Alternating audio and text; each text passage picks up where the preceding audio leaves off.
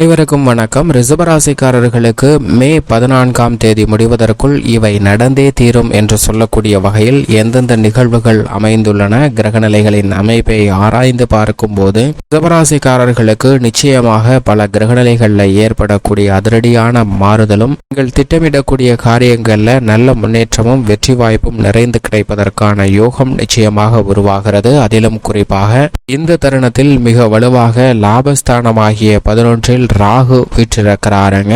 ராகு ராசியின் அதிபதியான சுக்கிரனின் நட்பு கிரகமாக பார்க்கப்படுகிறார். மிக பெரிய அளவில் நிஜ வாழ்க்கையில் மிக பெரிய மாற்றத்தையும் திடீர் அதிர்ஷ்ட யோக வாய்ப்புகளை கொடுக்கக்கூடிய யோகமும் மிக வலுவாக கிடைப்பதற்கான வாய்ப்பையும் சந்தர்ப்பத்தையும் ராகு ஏற்படுத்தி கொடுக்க போகிறாருங்க ரிஷபராசிக்காரர்களுக்கு. அது மட்டுமல்லாது ராகுவுடன் இணைந்து வித்யாகாரகன் என்று சொல்லக்கூடிய புதன் மே 7ஆம் தேதி வரை சஞ்சரிக்கிறார். அதற்கு பிறகு ராசியின் அதிபதியான சுக்கிரனுடன் இணைந்து ஸ்தானத்தில் சஞ்சரிக்க போகிறாருங்க. ஆனால் முழுமையாக பூமிக்காரகன், மங்களக்காரகன், சகோதரக்காரகன் என்று சொல்லக்கூடிய செவ்வாய் வலுவாக லாபஸ்தானத்தில் வீற்றிருக்க போகிறாருங்க. ராகு மற்றும் செவ்வாயினுடைய இணைவு என்பது சற்று முரண்பாடான கிரக சேர்க்கை என்றாலும் கூட சனி செவ்வாயை ஒப்பிடுகையில் நிச்சயம் பாதிப்பு இல்லை. எனவே ராகு மற்றும் செவ்வாய் இணைந்து லாபஸ்தானத்தை வலுப்படுத்தக்கூடிய இந்த தருணத்தில் லாபம் இரட்டிப்பாக மாறுவதற்கான யோகம் உண்டு. வித்யாகாரகரும் லாபஸ்தானத்தில் நீச்சம் பெற்றிருந்தாலும்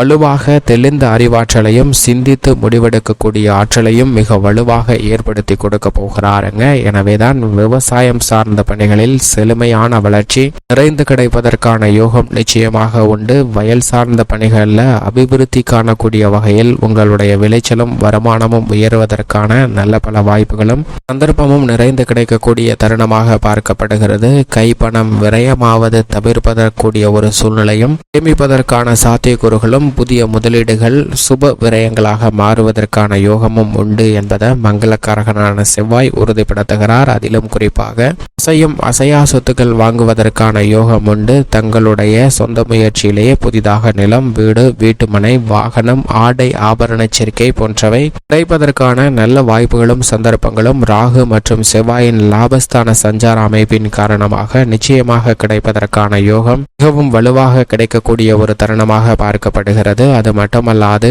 இந்த வேளையில் மோட்சக்காரகரான கேதுவும் பஞ்சமஸ்தானத்தை வலுப்படுத்துகிறாருங்க. அவருடைய சப்தம பார்வை லாபஸ்தானத்தில் பதிகிறது. பூர்வ புண்ணிய ஸ்தானத்தில் கேது அமர்ந்து லாபஸ்தானத்தை பார்ப்பதால் பூர்வீக சொத்துக்கள் ரீதியான பல நெருக்கடிகள் விலகும். இந்த தருணத்தில் நீதிமன்ற வழக்குகள், பாக பிரிவினை உள்ளிட்ட பல சிக்கல்கள் விலகுவதற்கான யோகம் உண்டு. திட்டமிட்டதை விட நல்ல முறையில் வளர்ச்சியும் முன்னேற்றமும் நிறைந்து பெறுவதற்கான வாய்ப்பும் சந்தர்ப்பமும் இந்த தருணத்தில் மிகவும் வலுவாக கிடைக்கிறது. அதிலும் குறிப்பாக லாபஸ்தானம் வலுப்பெறுவதால் எண்ணங்கள்ல நல்ல முன்னேற்றம் பெறக்கூடிய வகையில் புதிய சிந்தனைகள் தோன்றுவதற்கான யோகம் உண்டு. மற்ற கிரகநிலைகள் பெரும்பாலும் சாதகமற்று இருந்தாலும் கூட லாபஸ்தானத்தில் 3 கிரகநிலைகள் மட்டுமல்லாது மிகவும் வலுவாக சந்திரனும் சஞ்சரிக்க போகிறார். ஏனென்றால் சந்திரன் அமைப்பை பொறுத்த வரைக்கும் இந்த மே 14 முடிவதற்குள் கேதுவை தவிர மற்ற கிரகங்கள் அனைத்துடனும் இணைந்து சஞ்சரிக்கக்கூடிய ஒரு வலுவான அமைப்பில் இருக்கக்கூடிய அமைப்பாக மே 1 முதல் மே 14 வரை பார்க்கப்படுகிறது. ஏனென்றால் சந்திரன் மிகவும் வலுவாக சனி, ராகு, செவ்வாய், புதன், சூரியன், சுக்கிரன், குரு என பல கிரகநிலைகளுடன் அடுத்தடுத்து இணைந்து சஞ்சரிக்க போகிறாருங்க. இதன் காரணமாக அதிரடியான முன்னேற்ற வாய்ப்புகள் நிச்சயமாக உண்டு. ஏனென்றால் ரிஷபராசிக்காரர்களுக்கு ராசியின் ராஜயோகாதிபதியாக இருப்பவர் சந்திரன். அவர் மிக வலுவாக கிரகநிலைகளுடன் இணைந்து அற்புதமான மாற்றங்களையும் முன்னேற்றங்களையும் தங்களுடைய வாழ்வில் கிடைப்பதற்கான பல இனிமையான சந்தர்ப்பங்களை உருவாக்கி கொடுக்க போகிறார். சந்திரனின் அமைப்பை பொறுத்த வரைக்கும் மே 14 முடிவதற்குள் பொருளாதார ரீதியாக முன்னேற்றம் பெறக்கூடிய வகையில் உங்களுடைய திட்டங்களை சரியான முறையில் செயல்படுத்துவதற்கான நல்ல வாய்ப்பு நிச்சயமாக கிடைக்கக்கூடிய ஒரு சந்தர்ப்பமாக அமைகிறது என்பதை தெளிவாக உறுதிப்படுத்துகிறாருங்க.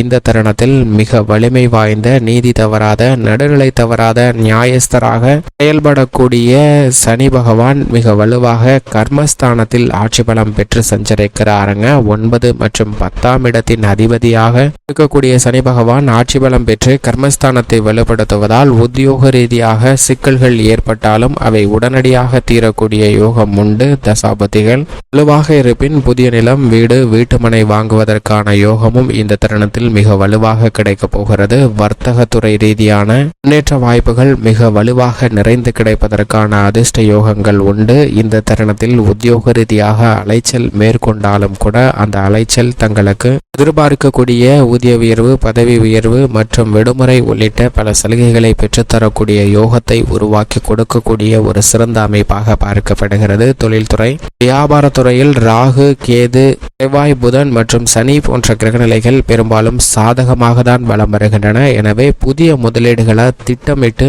துணிந்து மேற்கொள்ளலாம். ஆசை வார்த்தை காட்டக்கூடிய 1க்கு 2, 2ற்கு 4 அப்படின்னு சொல்லக்கூடிய முதலீடுகளை மற்றும் தவிர்த்துவிட்டு உற்பத்தி சார்ந்த பணிகளிலும் வியாபாரம் சார்ந்த முதலீடுகளிலும் நிச்சயமாக ரிஷபராசிக்காரர்கள் மேற்கொள்ளலாம். அப்படி மேற்கொள்ளும் போது லாபம் இரட்டிப்பாக உயர்வதற்கான யோகம் நிச்சயமாக உண்டு. அதிலும் குறிப்பாக ஆடை, இரும்பு, பெட்ரோலியம், உலோகம், தங்கம், வெள்ளி என பலவற்றில் முதலீடு செய்தால் மிக பெரிய அளவில் நீங்கள் எதிர்பார்க்கக்கூடிய லாபம் நிச்சயமாக உண்டு. வர்த்தகத்துறையின் ஏற்றம் இறக்கத்தை கணித்து முதலீடுகளை மேற்கொள்ளலாம். நல்ல லாபம் நிறைந்து கிடைப்பதற்கான யோகம் உண்டு. கூட்டு முயற்சியாக ஈடுபடும் போது நினைத்ததை விட நல்ல லாபம் நிறைந்து கிடைப்பதற்கான யோகம் இந்த தருணத்தில் உண்டு. நிதி நிறுவனங்களின் ஒத்துழைப்பும் சாதகமாக அமையும்.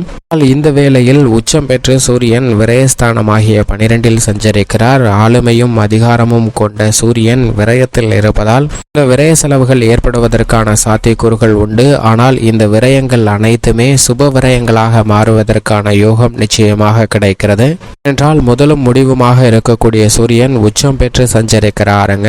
எனவே இந்த தருணத்தில் அலைச்சல் ஏற்பட்டாலும் கூட அதற்கு ஏற்ப நல்ல ஆதாயமும் முன்னேற்றமும் நிறைந்து கிடைப்பதற்கான யோகம் இந்த தருணத்தில் மிகவும் வலுவாக கிடைக்கிறது. ரிஷபராசிக்காரர்களுக்கு ராசியின் அதிபதியாக இருக்கக்கூடிய சுக்கிரனும் ஒரு விரயஸ்தானத்தில் உச்சம் பெற்றிருக்கக்கூடிய சூரியனுடன் இணைந்து சஞ்சரிக்கிறார். ராசியின் அதிபதி விரயஸ்தானத்தில் இருப்பதால் சுப விரயங்கள் அதீதமாக ஏற்படுவதற்கான சூழல் மிகவும் அதீதமாக கிடைக்கிறது. திருமணம், புத்திரபாக்கியம் உள்ளிட்ட எதிர்பார்ப்புகள் பூர்த்தியாகும். கலைத்துறையில் மிக பெரிய அளவில் வலுவான முன்னேற்றம் நிறைந்து கிடைப்பதற்குரிய யோகத்தை நிச்சயமாக ஏற்படுத்தி கொடுக்கிறாருங்க. அலைச்சல் அதிகரித்தாலும் கூட உங்களுடைய வருமானம் உயர்வதற்கான நல்ல பல வாய்ப்புகளும் சந்தர்ப்பங்களும் இந்த தருணத்தில் கிடைக்கிறது. கலைத்துறையில் சந்தித்து வந்த நிதி நெருக்கடிகள் அகன்று முன்னேற்றம் கிடைப்பதற்கான யோகம் நிச்சயமாக உண்டு. ஆனால் அலைச்சல் என்பது மற்ற தருணங்களை ஒப்பிடுகையில் இந்த தருணத்தில் கூடுதலாக தான் இருக்கும். அதே போன்று அரசியல் சார்ந்த பணிகளிலும் அலைச்சல் அதிகரிக்கக்கூடிய ஒரு தருணமாக தான் பார்க்கப்படுகிறது. திட்டமிட்ட பணிகளை